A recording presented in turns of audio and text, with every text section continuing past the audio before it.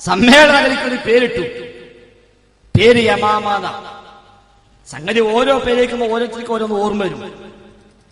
ഇസ്ലാമിക ചരിത്രത്തിന് സ്ഥാനമുള്ളത് തന്നെയാണ് യമാമ. മുസൈലിമത്തുൽ കദ്ദാബ് യമാമയിൽ വന്നു. ആ മുസൈലിമത്തുൽ കദ്ദാബിനെ തുരത്തി പരാജയപ്പെടുത്തി വധിച്ച് അവിടെ അബൂബക്കർ സിദ്ദീഖ് നേതൃത്വത്തിലുള്ള സൈന്യം, സിദ്ദീഖ് അല്ലാഹ് നിയോഗിച്ച സൈന്യം മേൽക്കോയ്മ നേടി വിജയം നേടിയ സ്ഥലമാണ് യമാമ. അതുകൊണ്ട് ഏപ്പിക്കാലത്തിലെത്തിയിട്ട് വിജയം നേടാൻ പറ്റുമെന്ന് വ്യാമോഹിച്ചുകൊണ്ടാണോ എന്നറിയില്ല ഈ കേസുണ്ടാണ് യമാമ എന്ന് പേരിട്ടത്. മറ്റൊരിക്ക് തിരിഞ്ഞ് ഇത് സംഗതി പോക്കി വളർത്തുകയാണ്. അപ്പൊ അയിനിങ്ങൾ അയിനും പരിഹസിച്ചിട്ട് പറയുന്ന വാക്കുകൾ ശ്രദ്ധിക്കുക. ഞാൻ ഓർക്കുന്നു ഇ കെ ബക്കർ മുസ്ലിയാർ ആ കാലത്തുള്ള പ്രസംഗത്തിൽ എ പി ഉസ്താദിനെ സമസ്തയിൽ നിന്നാണ് നീക്കം ചെയ്ത ആ സമയത്ത് അദ്ദേഹം നടത്തിയ പ്രസംഗത്തിൽ അദ്ദേഹം പറഞ്ഞിട്ടുള്ളത് എന്താ? അതാ ഒരു പല്ലിന്റെ വാലാണ്, അത് കുറച്ചേരം കിടന്ന് ഇങ്ങനെ പടി പിന്നാണ് നിൽക്കുന്ന. അതിപ്പോ എല്ലാരും അങ്ങനെ തന്നെയല്ലേ, കുറച്ചേരല്ലേ ഇപ്പൊ എല്ലാവർക്കും പെടാൻ കഴിയുള്ളൂ. പക്ഷെ ആ ഒന്ന് രണ്ട് പടച്ചിലുകൊണ്ട് അൽഹംദുലില്ലാ എവിടെ എത്തിയിട്ടുണ്ടെന്ന് അറിയങ്ങൾ. അവരിപ്പോഴും കിടന്ന് തിരിയണ എവിടെയാ? അതിപ്പോ ഞാൻ പറയണ്ട. അവരിപ്പോ തിരിയണ സ്ഥലത്തിന്റെ പേര് നിങ്ങൾ കേട്ടില്ലേ? യമാമ. കുമാമ എന്നല്ലേ ചങ്ങായിമാരെ പറയാൻ നല്ലത്? യമാമ എന്ന് പറയുന്നേക്കാൾ നല്ലത് കുമാമ. അതിന് തക്കി തന്നെ അതിന് ഗുമാമാണ് തക്കി കാന്തമതല അല്ലാഹു അക്ബർ, ഗുമാമ അല്ലാഹു അക്ബർ. എന്താ എല്ലാത്തിനും സാധനം ഒന്ന് തന്നെയാ? അതാ രണ്ടു മല ബന്ധമുണ്ടോ എന്താണെന്നറിയില്ല. ഏതായാലും അവിടെയും ഫിറ്റ് ചെയ്ത് അല്ലാഹു അക്ബർ. അപ്പൊ ഈ രൂപത്തില് ഇതാ ഞാൻ സൂചിപ്പിച്ചത്, തങ്ങളുടെ താല്പര്യങ്ങള് ഈ സമൂഹത്തെ സ്വർഗത്തിലേക്ക് കൊണ്ടുപോകുന്നില്ല. ഇവിടെ മുഖത്തദീയങ്ങള് എന്ന് 40 വട്ടം വിളിച്ചു പറയുന്ന മുജാഹിദോ അല്ലാത്ത കക്ഷികളോ സമുദായത്തിന് പുത്തൻവാദം പ്രചരിപ്പിക്കുന്നുവെന്നോ സ്വർഗത്തിലേക്കുള്ള പാത തടയുന്നുവെന്നതോ അല്ല ഇവരുടെ പ്രശ്നം.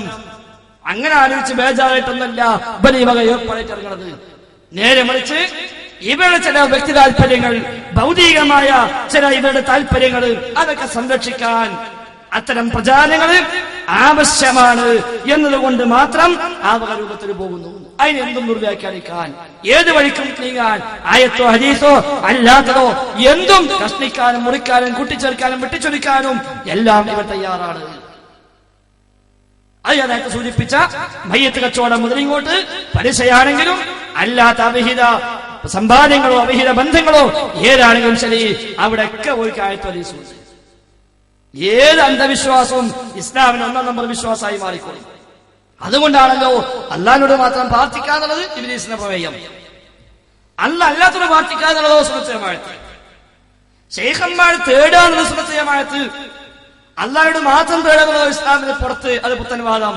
അതാരെങ്കിലും പറഞ്ഞാൽ മിണ്ടാൻ പാടില്ല, പിന്നെ സലാം ചെല്ലാൻ പാടില്ല, സലാം മടക്കാൻ പാടില്ല, കെട്ടിച്ചൊടുക്കാൻ പാടില്ല, കെട്ടിക്കൊണ്ടുവരാൻ പാടില്ല, ഒന്നും പാടില്ല.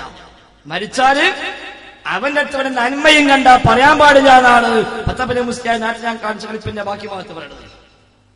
മരിച്ചിട്ട് ഓനെ മുഖത്തോ മറ്റോ വല്ല നല്ല ലക്ഷണം കണ്ടാ പുറത്ത് പറയരുത്.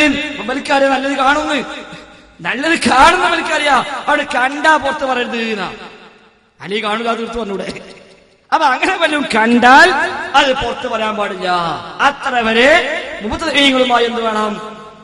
വേറിട്ട് നിൽക്കാൻ, അവരെ ബഹിഷ്കരിക്കാൻ ഒരുങ്ങണമെന്ന ആഹ്വാനമാണ് ഇവർ ചെയ്തുകൊണ്ടിരിക്കുന്നത്. എന്തേ കാരണം? പല വരുമാനവും ചോദ്യം ചെയ്യുന്നത് വഹാബികളെ വേറൊന്നുമല്ല. ഇവരെ വരുമാനം തുടങ്ങിയ കുറച്ച് പാട്ടുകൾ, അതേപോലെ ജാറം തർക്കങ്ങൾ നഷ്ടപ്പെട്ടു തുടങ്ങിയ ചില വരുമാന മാർഗങ്ങൾ, ഇതൊക്കെ ഇല്ലാതാക്കുന്നത് വഹാബിയാണ്. ആ ഒറ്റ പ്രശ്നം. ഇവർക്ക് വരുമാനം ഉണ്ടാക്കാൻ ഞാനത്തെ സൂചിപ്പിച്ചപ്പോൾ അധികം മുടക്കൊന്നുമില്ല, മയ്യത്ത് വേണമെന്നില്ല. എന്തെങ്കിലും ഒരു കഥ ഉണ്ടായാൽ മതി, എന്തെങ്കിലും ഒരു പ്രചാരം ഉണ്ടായാൽ മതി. അതിന്റെ പേരിൽ പണം ഉണ്ടാക്കുന്നത് ഒറ്റ നൂല് മതി ലക്ഷങ്ങൾ ഉണ്ടാക്കാൻ. ഏതെല്ലാം രൂപങ്ങളിൽ മുടി വിറ്റ് പൈസ ഉണ്ടാക്കുന്നുണ്ട് നമുക്കറിയാലോ. മുടി വിറ്റ് പൈസ ഉണ്ടാക്കുന്നത് ഇവിടെ തന്നെ പലപ്പോഴും പ്രദർശിപ്പിച്ചതാണ്. അതിന് ആവർത്തിച്ച് പ്രദർശിപ്പിക്കുന്നില്ല. മുടി വിറ്റ് പണം ഉണ്ടാക്കുന്നത്, നബിന്റെ മുടി എന്ന് പറഞ്ഞിട്ട് ആരുടെയോ എവിടുന്നുള്ള മുടി കൊണ്ടുവന്നിട്ട് അത് പൊതിഞ്ഞ് അത് സൂക്ഷിച്ച് അയിമ പണം ഉണ്ടാക്കുക. അത് ഇടയ്ക്കിടയ്ക്ക് തിരുകേശ പ്രദർശന മർക്കസിന് ഇടയ്ക്കാണ് തന്നല മർക്കസിന് വായ്പ ഉണ്ടെന്ന്. തന്നല മർക്കസിന് കുറച്ച് പൈസക്ക് അമ്മി വരുമ്പോ മുടി വായ്പ ഉണ്ട് എട്ടീസിന്.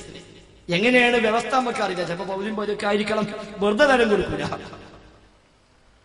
ഇങ്ങനെ മുടി വിറ്റ പൈസ ഉണ്ടാക്കണോല് അതേപോലെ പലരുടെയും പല അവശിഷ്ടങ്ങളും വിറ്റ് പണം ഉണ്ടാക്കുന്നവര്, പല പേരുകള്. ഏറ്റവും പറഞ്ഞല്ലോ യാഹു നമുക്ക് 2 യാറും, കുഞ്ഞിമലക്കാ ഷഹീദിനോ 7 യാറും. കുഞ്ഞിമലക്കാ ഷഹീദിന് 7 യാറും.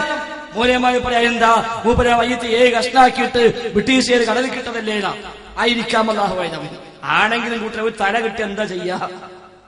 ഒരു തല കിട്ടി എന്താ ചെയ്യാ? ഇതിന്റെ ഉടലെവിടുന്നേ കിട്ടുമോ നോക്കിയല്ലേ? ഇത് കിട്ടിയോ കിട്ടിയിട്ട് വണ്ടി ഓനാറുണ്ടാക്കി, ഇവിടെ തലട്ടി വായ്മയാറുണ്ടാക്കി, മറ്റൊരു കൈയിട്ടി ഒരയ്മയാറുണ്ടാക്കി. അങ്ങനെ 7 വർഷമാണ്. മോനെയമ്മൻ ആലോചിക്കണം, പഠിച്ചവരെ മൂപ്പരെ 10 കഷ്ണാക്കിയെങ്കിൽ നമുക്കും കിട്ടുന്നല്ലോ ഓരോ കണ്ടം. ഇതിപ്പോ ഏണ്ടാക്കിയുള്ള ഏഴത്തിൽ നിന്നും നിങ്ങൾ ആലോചിച്ച ഏതെല്ലാം രൂപങ്ങളിൽ. മമ്പുറത്ത് കുറെ കാലം മൂച്ചുണ്ടായിരുന്നു, ഗർഭമുള്ള മൂച്ച്. അവിടെ പോയി ഭക്തജനങ്ങൾ തൊഴുതു പോകാറുണ്ട്. അവസാനം ഉണങ്ങി മരം വീഴുമെന്ന് കണ്ടപ്പം ചെയ്തു മുറിച്ചു മാറ്റി. ഭക്തജനങ്ങൾ തെങ്ങിക്കൂടി ഗർഭസ്ഥ ശിശുവിനെ കാണാൻ. പക്ഷെ മുറിച്ചു നോക്കുമ്പോ ഗർഭ എന്ന് അനുസരിപ്പിക്കുന്ന സാധനമില്ല. ഇപ്പൊ നിങ്ങൾ മമ്പുറത്ത് പോയേക്കാം, മൂച്ചിന്റെ ഫോട്ടോ വെക്കുക അവിടെ.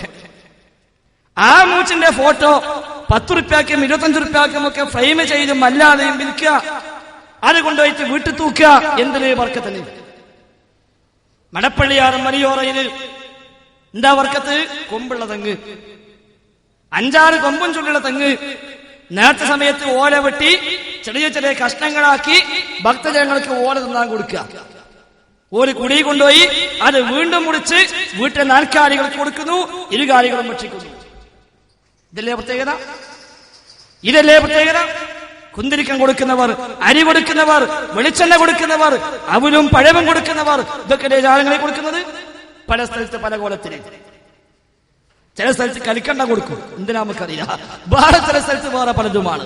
പുത്തമ്പള്ളി പോയാൽ അവിടെ ഉള്ളത് വെള്ള കിണറ്, അവിടെ ഒരു കിണർ, അതിന് വെള്ളം മുക്കി കൊണ്ടുപോവുക. എന്താ സംഗതി? സംസം വെള്ളത്തിന്റെ പോരിശ. സംസം വെള്ളത്തിന്റെ പോരിശയാണ് പുത്തമ്പള്ളിയിലെ വെള്ളത്തിനിതാ. പാമ്പടിച്ചാൽ ആ വെള്ളം കുടിച്ചാൽ മതി, ഏത് അസുഖത്തിനും ആ വെള്ളം മതി. അവസാനം പുത്തമ്പള്ളിയാർത്തിന് വരുമാനത്തെ ചൊല്ലി പ്രശ്നമുണ്ടായപ്പോൾ കമ്മിറ്റിക്കാരുടെ കത്തിക്കുത്തുണ്ടായി. 3 കൊല്ലം മുമ്പ് കത്തിക്കുത്തുണ്ടായി. പ്രസിഡന്റിനെ കുത്തേറ്റു. ഉടനെ താങ്ങി പിടിച്ച് ഓടി ഹോസ്പിറ്റലിലേക്ക്. വെള്ളം കൊടുത്തില്ല. കിണറ്റിന് വെള്ളം മുക്കി കൊടുത്താൽ മതി, പക്ഷെ കൊടുത്തില്ല. ഓലിക്കറിയാ കൊടുത്തൊരു കാര്യം. എന്നിട്ട് ഇപ്പൊ ചില മുസ്ലിയാക്കന്മാർ ആ വെള്ളത്തിനെ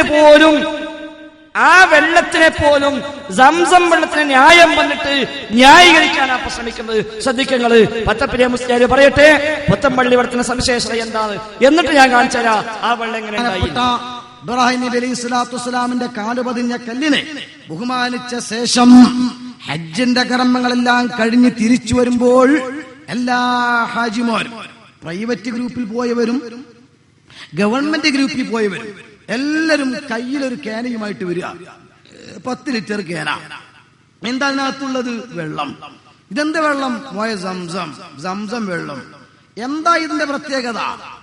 സംസം വെള്ളം ഇങ്ങോട്ട് കൊണ്ടുവരുന്നത് എന്തിനാ? വേണ്ടത് കേരളത്തിൽ നിന്ന് പോകുമ്പോ വെള്ളം അങ്ങോട്ട് കൊണ്ടുപോവുക. അങ്ങനെ സൗദി അറേബ്യയിലൊക്കെ നല്ല വെള്ളത്തിന് ഭയങ്കര പഞ്ഞാ. അതെ, അവിടെ ജോലി ചെയ്ത ആളുകൾ ചോദിക്കും, നിങ്ങൾ 1 ലിറ്റർ പെട്രോൾ കിട്ടണമെങ്കിൽ 90 പൈസ കൊടുത്താൽ മതി, 90 ഫിൽസ്. 1 ലിറ്റർ വെള്ളത്തിന്റെ ബോട്ടിൽ വേണമെങ്കിലോ വയസ്സാ എത്ര കിട്ടണോ? 1 റിയാൽ കൊടുക്കണോ? അപ്പൊ 1 കുപ്പി വെള്ളത്തിനാണ് 10 റുപ്യ. വെള്ളത്തിനാണ് അവിടെ വില. അപ്പൊ ഇവിടെ നിന്ന് അങ്ങോട്ട് കൊണ്ടുപോവാ വേണ്ട വെള്ളം, പകരം അവിടുന്ന് വെള്ളം ഇങ്ങോട്ട് കൊണ്ടുവരിക. അതെന്താ? സുബ്ഹാനല്ലാഹ്, അത് സാധാരണ വെള്ളമല്ല ഉസ്താദ്.